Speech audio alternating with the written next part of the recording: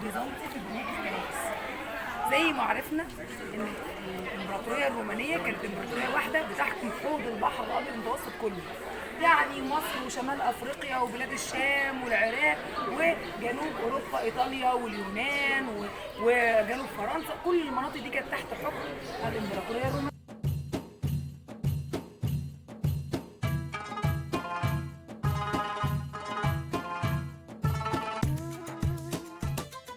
جنوب اوروبا، ايطاليا واليونان وجنوب فرنسا، كل المناطق دي كانت تحت حكم الامبراطوريه الرومانيه.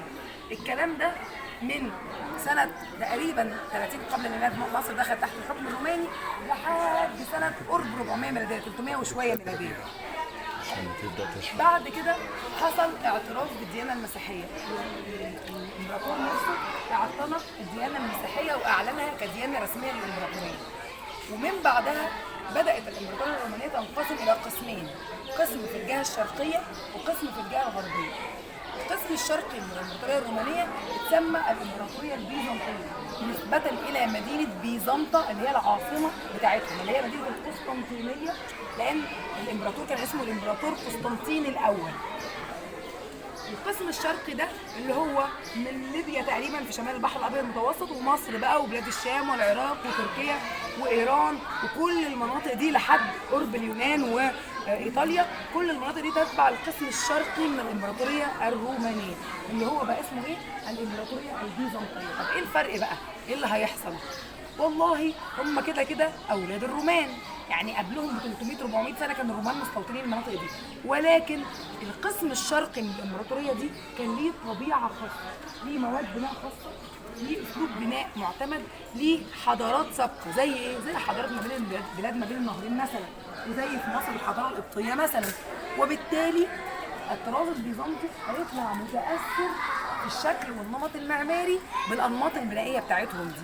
فهلاقي عندهم انهم هيبداوا ياخدوا شكل القباب، القبه اللي مش موجوده عند الناحيه الثانيه. ليه؟ لان حضاره بلاد ما بين النهرين كانت بتعتمد على القباب والاقبيه اللي هي الفولتات، القبو، لان المواد البناء الموجوده في الاماكن دي بتسمح لهم ان هم يعملوا كده، اضافه الى ان الجو او المناخ اللي موجود في المناطق دي مناخ حار، وانا طول الوقت عايز اكبر نسبه اظلال ممكنه على المبنى بتاعي، فالتغطيه بالقبه بتسمح لي بده، لان القبه عامله كده، فالشمس لو جايه من الاتجاه ده يبقى النص ده كله مضلل، الشمس لو جايه من الاتجاه ده يبقى النص ده كله مضلل، فطول الوقت ببقى واخد اكبر نسبه اظلال ممكنه على سطح المبنى، فبيقلل لي من درجه الحراره الداخليه جوه المبنى. فمن هنا هبدا الاقي شكل المباني هيختلف.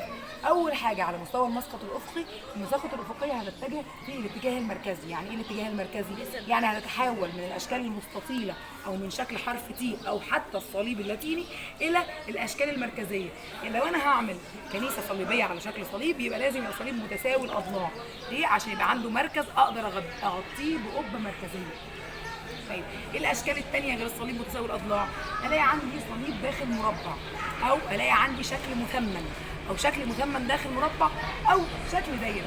بس الشكل الدايره كان من الاشكال النادره، يعني شكل الدايره مش من الاشكال المتعارف عليه او المنتشره او الكتيره في بناء الكنائس، كانت بتستخدم اكتر في المعموديات. يعني في مبنى المعموديه كانوا يستخدموا شكل الدايره اكتر. هلاقي كنايس نادره جدا في العالم او قليله جدا في العالم هي كنائس مستديره بالشكل اللي احنا شايفينه قدامنا في الكنيسه اللي هنا دي، تمام؟ ده بالنسبه لانماط المسقط الافقي للكنيسه البيزنطيه. طيب حلو قوي. التغطيات، السقف بتاعي زي ما قلنا اقبيه وقباب، ولكن الاهم والاميز والاكثر هي القباب، يعني الاعتماد الرئيسي على القبب. القبب بقى كانت بتاخد اشكال واحجام مختلفه. يبقى عندي اللي في النص دايما قبه مركزيه كبيره ضخمه، تمام؟ بتنزل الحمل بتاع النظام الانشائي عباره عن ايه؟ قبه مركزيه بتنزل الحمل بتاعها على اكتاف، الاكتاف بتاعتي دي هي دي اللي شايله لي المبنى بتاعي. طيب اشكال القبب كانت بتبقى عباره عن ايه؟ كان عندي 3 اشكال مشهوره جدا من القبب في العماره البيزنطيه. القبه البسيطه اللي هي نص دايره او نص كوره، والقبه المركبه على رقبه زي اللي احنا شايفينها هنا دي، نص كوره وتحتيها رقبه اسطوانيه بقدر اعمل فيها فتحات لادخال الاضاءه. والنوع الثالث هي قبه مركبه على مثلثات كرويه ورقبه، القبه على رقبه وتحت الرقبه دي حاجه اسمها مثلثات كرويه، هي اجزاء من كور باخدها عشان احول الشكل الدائري لشكل مربع، ودي بستخدمها في تغطيه الفراغات المربعه. عشان اقدر اعمل شكل الاضلاع ده، الفراغات اللي بتبقى ما بين الدايره وما بين الاضلاع سواء مربع او مسمن. على فكره بستخدم المثلثات الكرويه عشان انقل الحمل من الدايره للشكل متعدد الاضلاع، ودي اللي جت منها بعد كده في الحضاره الاسلاميه شكل المقرنصات. كلمه مقرنص هو جزء من مثلث كروي ومتكرر عشان يحول الشكل الدائري بتاع القبه لشكل مربع او مستطيل او سوري مربع او مسمن او ثلاثي او اي شكل متعدد الاضلاع. ده بالنسبه للتغطيه. زي ما قلنا النظام الانشائي قبه مركزيه محمله على رقبه محمله على مثلثات كرويه بتنزل الحمل بتاعها على اكتاف رئيسيه. ودايما في الحضاره البيزنطيه او في اسلوب البناء البيزنطي هلاقي ان الاكتاف الرئيسيه عندي كانوا دايما بيبقوا 4 اكتاف كبار في قلب الكنيسه، والقطاع بتاعهم في اغلب الاحيان يا اما مستطيل يا اما مربع، واحيانا نادره يبقى مدور. بس ما خدوش اشكال القطاعات اللي جت مستحدثه بعد كده في الطراز القوطي والرومانسكي بعد كده. تمام؟ ده بالنسبه للتغطيه وشكل المسقط الافقي والنظام الانشائي في العماره البيزنطيه. تمام؟